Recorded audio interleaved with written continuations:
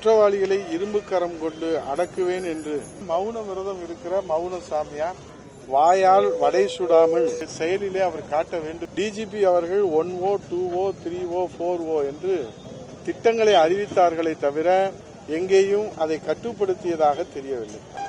கள்ளச்சாராய மரணம், கள்ளச்சாராயத்தை குடித்து 65 பேருக்கு மேலே உயிரிழந்த துயர சம்பவத்திற்கு திமுக அரசின் அலட்சிய போக்கே காரணம். ஏனென்று சொன்னால், கடந்த ஆண்டு மரக்காணம் பகுதியிலே கள்ளச்சாராயம் அருந்தி 22 பேருக்கு மேலே உயிரிழந்த சம்பவத்தின் போது பாடம் கற்றுக்கொண்டு எச்சரிக்கையாக இருந்திருக்க வேண்டிய முதல்வர் ஸ்டாலின் கோட்டை விட்டதன் காரணமாகத்தான் இந்த கள்ளக்குறிச்சி கள்ளச்சாராய சம்பவம் மட்டுமல்ல, கள்ளக்குறிச்சி உயிரிழப்பு உடைய பதபதைப்பு அடங்குவதற்கு முன்பாகவே விழுப்புரம் மாவட்டம் திருவெண்ணைநல்லூர் அருகே டி குமாரமங்கலம் கிராமத்தில் விற்கப்பட்டு வந்த கள்ளச்சாராயத்தை குடித்த ஒருவர் உயிரிழந்துள்ளது. 2 பேர் தீவிர சிகிச்சையிலே இருக்கின்றார்கள். கள்ளச்சாராயம் இன்னும் ஒழியவில்லை என்பதை இது காட்டுகிறது. இன்றைக்கு குற்றவாளிகளை இரும்பு கரம் கொண்டு அடக்குவேன் என்று முதல்வர் முத்துவேல் கருணாநிதி ஸ்டாலின் வாயால் வடை சுடாமல் செயலிலே செய்து காட்ட வேண்டும் என்பதுதான் தமிழ்நாட்டு மக்களுடைய எதிர்பார்ப்பாக இருக்கிறது. போலீசாரின் கைவிலங்கை கலற்றி விடுங்கள் என்று இன்றைக்கு சமூக ஆர்வலர்கள் எல்லாம் கோரிக்கை வைக்கின்றார்கள்.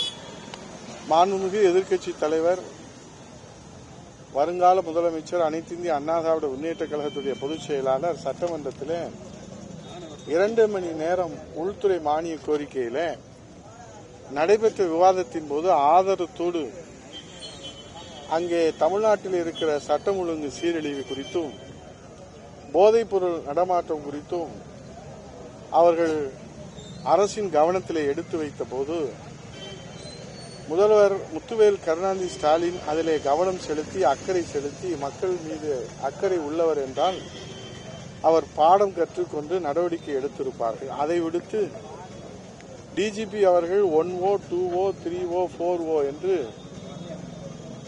திட்டங்களை அறிவித்தார்களே தவிர எங்கேயும் அதை கட்டுப்படுத்தியதாக தெரியவில்லை. அப்படி கட்டுப்படுத்தியிருந்தால் இந்த கள்ளச்சாராய மரணம் தொடர் சம்பவமாக தமிழ்நாட்டிலே நடைபெற்றிருக்காது என்பது மக்களுடைய எண்ணமாக இருக்கிறது.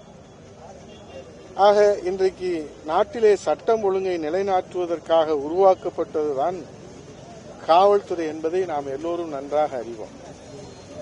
ஆனால் தமிழ்நாட்டிலே என்ன நடைபெறுகிறது? தமிழகத்திலே கொலை, கொள்ளை, கற்பழிப்பு, வழிப்பறி, போதைப்பொருள் நடமாட்டம், கஞ்சா, அபின், கொகைன் போன்றவை, கடத்தல், இந்த செய்திகள் வெளிவராத நாட்களே இல்லை என்று சொல்லுகிற அளவிலே தமிழக காவல்துறையின் உயர் அதிகாரிகள் ஏதோ விஐபிகளை தரவரிசைப்படுத்துவதைப் போல 4000 ரவுடிகள் 6000 ரவுடிகளை ABC என தரம் பிரித்து பட்டியலிட்டிருக்கிறார்கள்.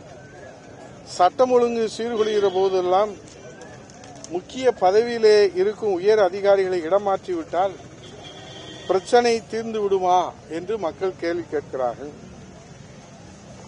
அவர்களை இடமாற்றம் செய்வதற்கு பதிலாக அவர்களை சுதந்திரமாக செயல்பட விட்டால்தான் தமிழகத்திலே சட்டம் ஒழுங்கை நிலைநாட்ட முடியும் என்பது மக்கள் கருத்தாக இருக்கிறது. இன்றைக்கு தொடர்ந்து தமிழகத்திலே நடைபெறுகிற கொலை, கொள்ளை, மதுரையிலே 3 மூதாட்டிகள் ஒரு வாரத்திற்குள்ளாக அவர்கள் அணிந்திருந்த நகைக்காக கொலை செய்யப்பட்டிருக்கிறாங்க. ஆதாய கொலை. ஆக இதுபோன்ற ஒரு நிலை நெஞ்சை பதபதைக்க வைக்கிறது, கொலை நடுங்க செய்கிறது. போதை கலாச்சாரத்திலே சீரழிந்து போயிருக்கிற தமிழகத்தை மீட்டெடுக்க வேண்டும் என்பதற்காகத்தான் இந்த துண்டு பிரசுரங்களை இன்றைக்கு முன்னாள் சட்டமன்ற உறுப்பினர்களே களத்திலே நேரடியாக சென்று வீடு வீடாக வழங்கி வருகிறோம். காவிரி உரிமை பறிபோகிறது, ஒரு டிஎம்சி தண்ணீரை திறந்துவிட மாட்டோம் என்று கர்நாடக முதலமைச்சர் சொல்லுகிற போது தமிழ்நாட்டினுடைய முதலமைச்சர் மௌன சாமியாராக மௌன விரதம் இருக்கிறார். அதனுடைய மர்மம் என்ன என்று தெரியவில்லை. ஆகவே மௌன விரதம் இருக்கிற மௌன சாமியார் வாயால் வடை சுடுவதை விட்டுவிட்டு செயலிலே அவர் காட்ட வேண்டும் என்பதுதான் தமிழ்நாட்டு மக்களுடைய எதிர்பார்ப்பு. நன்றி, வணக்கம். கடுமையான ஏற்கனவே இருந்த சட்டம் தான், அதுல தண்டனைகள் கடுமையாக்க வேண்டும் என்று அது மசோதா தாக்கல் செய்து அதுக்கு கவர்னரும் ஒப்புதல் அளித்திருக்கின்றார்கள். ஆனால் இந்த சட்டத்தினால் இதை கட்டுப்படுத்த முடியுமா என்பதை காட்டிலும் கடுமையான நடவடிக்கையினாலே இந்த கள்ளச்சாராயத்தை ஒழிப்பதற்கு அரசு முன்வர வேண்டும் என்பதுதான் தமிழ்நாட்டு மக்களுடைய எதிர்பார்ப்பு.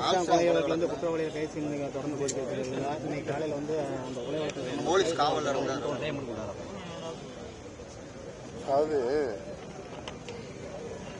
மறுமுன் காப்போம் என்பது மக்களுடைய எதிர்பார்ப்பு. வந்தபின் நடவடிக்கை எடுப்பதும் என்பதும் அவசியம். ஆனால் இன்றைக்கு இந்த கொலை சம்பவம் என்பது தமிழ்நாட்டையே நிலைகுலிய செய்தது. ஒரு புறத்திலே கள்ளச்சாராய மரணம், ஒரு புறத்திலே சமூகத்திலே பொது வாழ்க்கையில ஈடுபடுபவர்களுக்கு, குறிப்பாக இன்றைக்கு தலைநகர் சென்னையில இது போன்ற ஒரு சம்பவம் என்பது தமிழகத்தினுடைய மக்களினுடைய நெஞ்சை உலுக்கி இருக்கிறது. இதற்கு மருந்து போடுவதற்கு இந்த அரசு இரும்புக்கரம் கொண்டு நடவடிக்கை எடுக்க வேண்டும் என்பதுதான் எங்களுடைய கோரிக்கை.